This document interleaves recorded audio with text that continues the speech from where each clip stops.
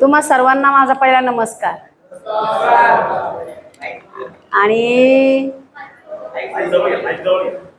मी इथे आली, मी नाशिकला राहते, माझं नाव ज्योती विलास पगारे।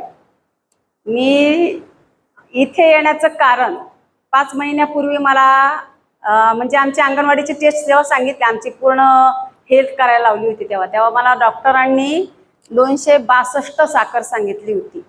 आणि ही गोष्ट जेव्हा माझ्या बहिणीला कळाली, माझी बहीण लहान आहे, ती आलेली आहे इथे, तिने मला इथे बोलवलं। तर मी सुरुवातीला 5 महिने तिच्याकडे लक्ष नाही दिलं, काहीतरी मला सांगत असेल, पण शेवटच्या वेळी जेव्हा मी इथे आली, इथे मी स्वतः ऐकलं। आता हे जे सगळे सर इतकं छान लेक्चर देतात, तेव्हा मला अनुभव आला की काहीतरी असेल। तर मग तिने मला स्वतः तिच्या पैशाने गादी आणि आता जे आपल्याला दाखवलं प्रोडक्ट, ते तिने घेऊन दिलं मला।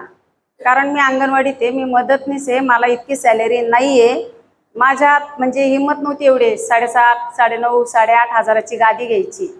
माझ्या बहिणीने एकच सांगितलं, तू गादी घे, मी पैसे देते। आणि तिने ते मला घेऊन दिले।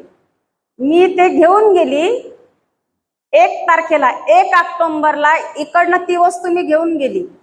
2 ऑक्टोबर पासून मी त्या गादीवर झोपायला लागली, 2, 3, 4, 5 तारखेला मला इतकं असं म्हणजे शरीरामध्ये ना माझी ताकद आल्यासारखं मला वाटायला लागलं। का वाटायला लागलं? कारण मला फक्त एवढंच वाटत होतं की माझ्या शरीरात जे साखरेचं प्रमाण वाढलंय ते कमी व्हावं, मला असं वाटत होतं। पण मला आता माझे घरचे ऑफ झाले, मी रिअल सांगते, माझे घरचे ऑफ झालेले आहेत। मी गावी असते, खेड्यातले लोक जरा मूर्ख असतात, मी पण खेड्यातच राहते।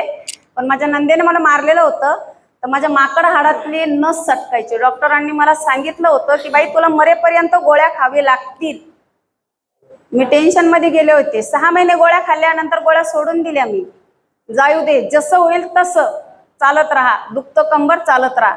अक्षरशः माझं गाव खेड आहे, कोटमगाव आहे, कोटमगाव ते लासलगाव इतकं 5 किलोमीटर अंतर आहे, तिथं मला यावं लागतं।